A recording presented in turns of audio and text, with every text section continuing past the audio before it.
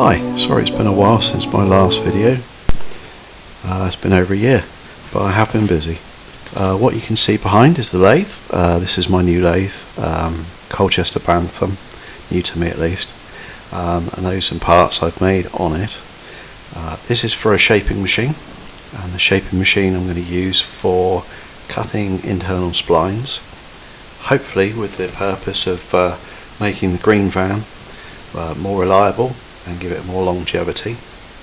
The one thing that has been a problem with the green van is the coupler that goes between the motor and the gearbox. The spline's wearing out at the VW side of things.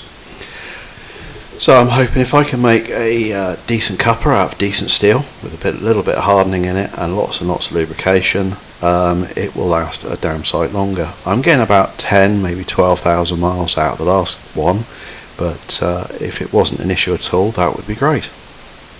So that's what all of this is about. And there's another one I've made with a round hole, so I can hold round material to cut the splines.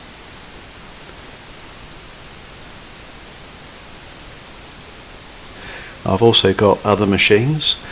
Here is a nodding saw, you might call it, a big power hacksaw. That's old. It's got a bit of wear in various bits of it, but it all functions fine. And that's been very useful for cutting up all my material, and I can leave that plodding away in the background whilst I'm making my parts.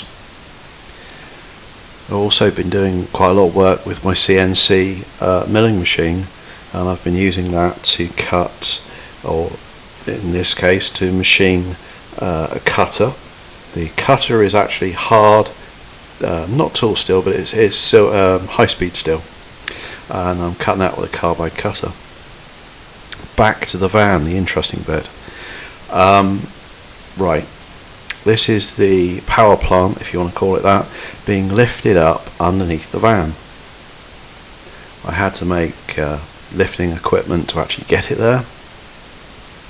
Some form of scissor lift I think would be just the job for the future, but for now I've got these stands I've made and a bit of box section, and that seems to work very well.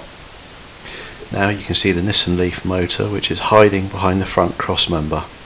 So this is very rearward. It's just basically under the driver passenger feet. Is probably about the right place to say where it is. So it's right to the rear of the vehicle, or everything, all the power plant is to the rear of the vehicle except for a drive shaft that comes forward to the front differential, and that then powers the front wheels. The Driveline is now all-wheel drive, not four-wheel drive or front-wheel drive, it's four-wheel drive. So the vehicle was made for this capability in as much as all of the hubs already have splines in for drive shafts. Also, you can see from that crossmember angle it looked like the motor was hanging down, but when you look at it at the right angle it's all up, tucked up high, with the exception of the transfer box, which has now been changed. The angle of the transfer box is hanging down a little bit like it would do in the Jeep. I've actually clocked it up, and it is now basically flat with the floor pan of the vehicle. To create some clearance between the floor pan and the motor, I've had to cut the motor. I had to chop off one of the what would you call it, supporting structures that would normally hold up the inverter, because the inverter normally goes on top of the motor. So that had to be removed, so I've chopped that off. I used a reciprocating saw and a decent saw blade, and it came off quite easily. And here is another piece I chopped off. That corner was just in the way, so getting that off actually means it can come across further, obviously, but quite a lot further, and that's kind of where I'm putting it underneath the driver. Right, differentials. I'm rebuilding the front differential. I'm not just changing the batteries, not just changing the bearings, I'm changing the differential as well. I'm changing it to a limited slip diff. It's not a quaif, I've not got the pockets for a quaif, at this stage. It's all a bit of an experiment. I'm using a Driveline AWD differential, keeping the gearing the same, so I'm reusing the crown wheel and pinion and a differential case with a few modifications, and rebuilding everything inside of that. New bearings, new seals, a few modifications, and hopefully that should get the job done.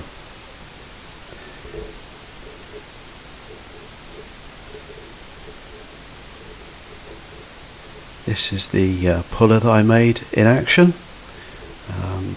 I machined it all up on the lathe, obviously. Made a big thread and had quite a lot of fun doing that.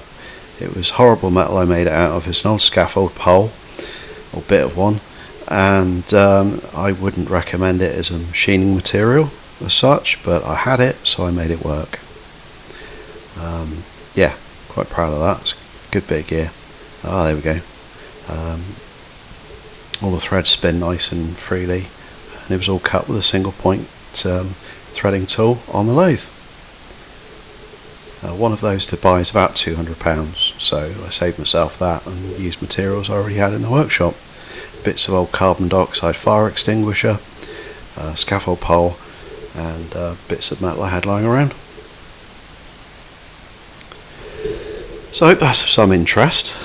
And now the new differential.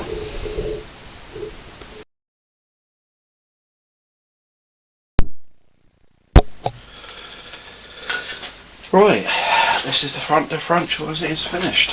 Well, finished for now. Still more to do. I've got the bolt holes here and there to make some sort of frame to come off of this to support the drive shafts and to fix it into the vehicle. It's currently upside down. It's gotten a little heavy. There we go. Let's check we're still in frame. There we go. So now we've got a vent out the top. That's a pneumatic fitting. So I've got a bit of pneumatic pipe I'm going to stick in there, and it's going to go up the front bulkhead.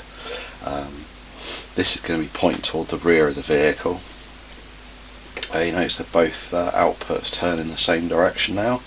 That's because I've got a limited slip diff in it. I've also had to create these output flanges just to carry the seals. So the output shafts themselves go into the diff and bear off the diff, but the seals had nothing to well, they had a lot of fresh air because these outputs were not meant for this case.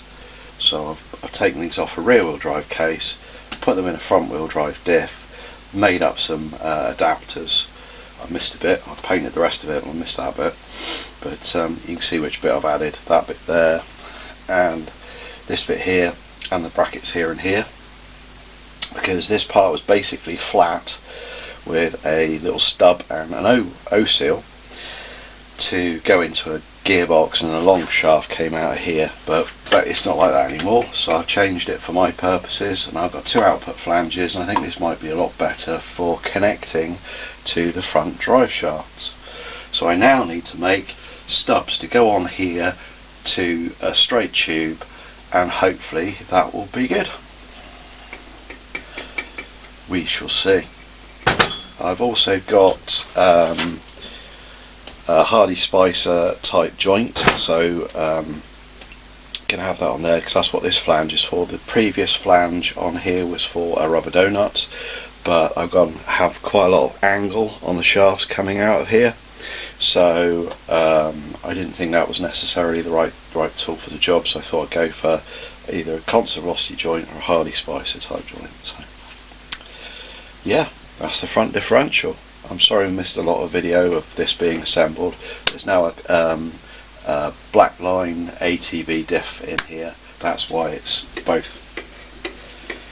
You can't, as it is at the moment, you can't actually turn the outputs in different directions. It's new, it needs breaking in basically. So that should be fun. So here we have the drive assembly and drive shafts. These are going to go, well, one of these is going to go forward, just use one at a time, going forward to the front diff. I think I'm going to use the one with the Hardy Spice on it. I've also been attaching steel plates. I've cut those on the CNC machine and I have the files for those.